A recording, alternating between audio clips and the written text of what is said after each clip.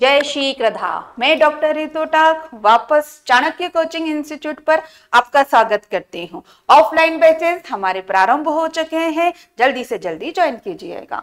अभी first grade के exam चल रहे हैं, करंट अफेयर्स के क्वेश्चंस आ रहे हैं और एक पेपर जो 26 तारीख को था वो पेपर 6 जुलाई को चला गया है। तो करंट अफेयर्स देखते रहिए, निरंतर बने रहिए चाणक्य कोचिंग के साथ।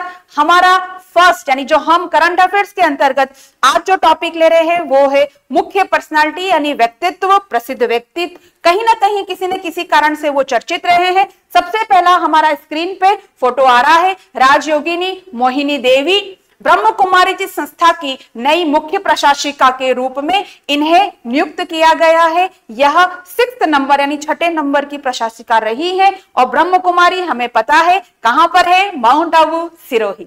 आइए, सुवा दाइमा कोटड़ी अजमेर की मुख्य निवासी है और इनकी वर्तमान आयु 85 यानी 85 वर्ष की है।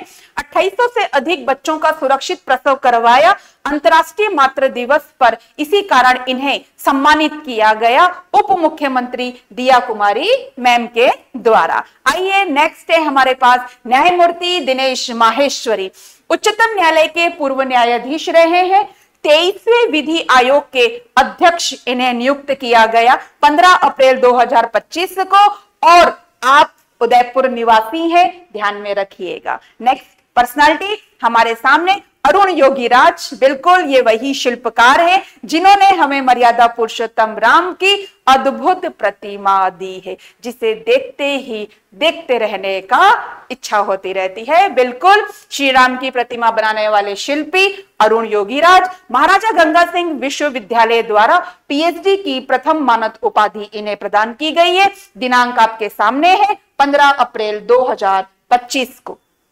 बिल्कुल जयपुर ग्रेटर नगर निगम की महापौर doctor Saumya Gurjar.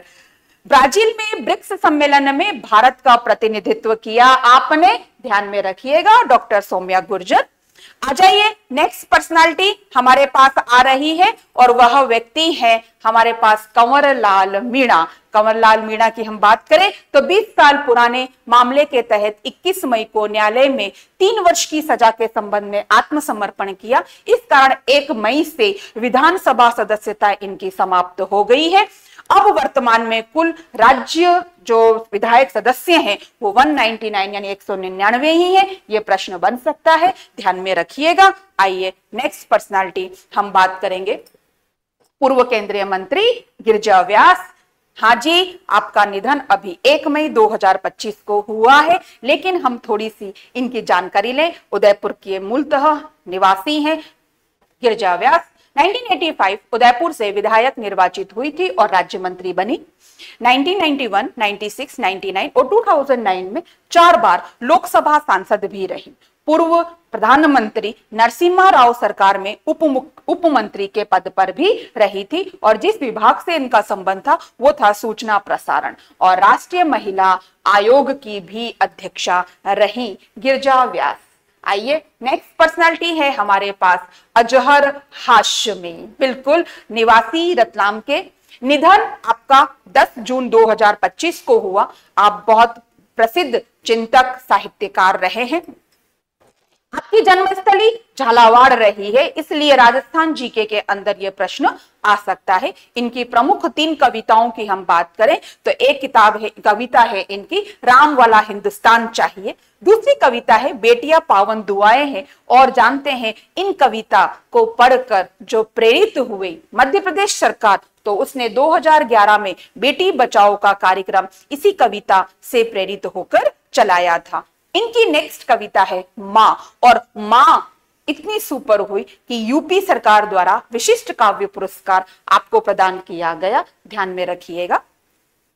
Next personality है हमारे पास के.आर. श्रीराम। बिल्कुल के.आर. श्रीराम का हम पूरा नाम देखें तो कलपति राजेंद्र श्रीराम, जो राजस्थान उच्च न्यायालय के 43वें मुख्य न्यायाधीश बनेंगे। अगर एग्जाम तक बन गए तो करंट अफेयर्स के अंतर्गत आ सकते हैं, ध्यान में रखिएगा। और वर्तमान में मद्रास हाई कोर्ट के मुख्य न्यायाधीश के पद पर हैं।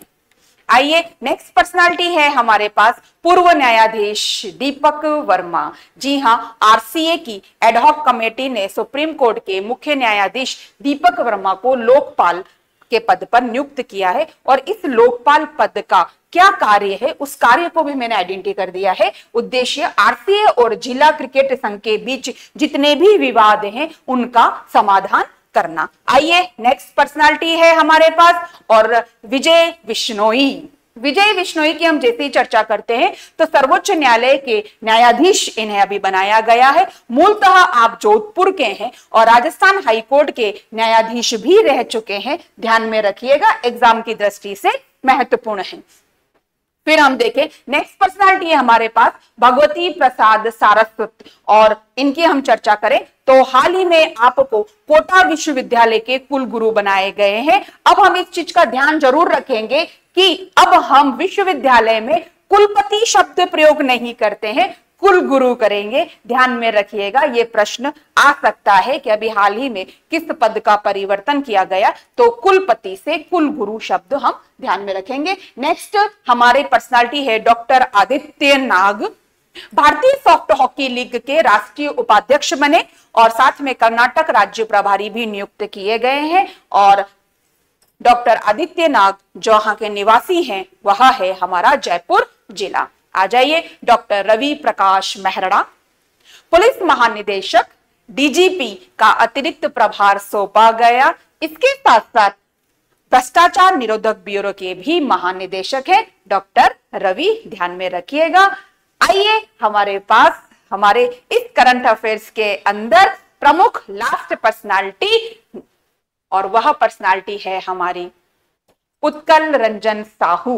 बिल्कुल यही है आरपीएससी चेयरमैन जिनके तहत हमारा फर्स्ट ग्रेड का, सेकेंड ग्रेड का और राजस्थान के समस्त सरकारी नौकरी आयोजित करवाई जा रही है। उत्कल रंजन साहू आरपीएससी अध्यक्ष जो 40वें नंबर के हैं। पद ग्रहण किया आपने 12 जून 2025। 1988 बैच के आईपीएस अधिकारी रहे हैं। मूल निवासी ओडिशा के हैं। 1991 में जोधपुर के एएसपी के रूप में अपनी सेवा इन्होंने प्रारंभ करी थी। देख लीजिए, राजस्थान के आरपीएससी के अध्यक्ष उत्कल रंजन साहू, बिल्कुल। और प्रश्न हमारे ये फेमस पर्सनालिटी के रूप में एकाध प्रश्न या इनकी नियुक्ति या इनका संबंध हमसे पूछा जा सकता है।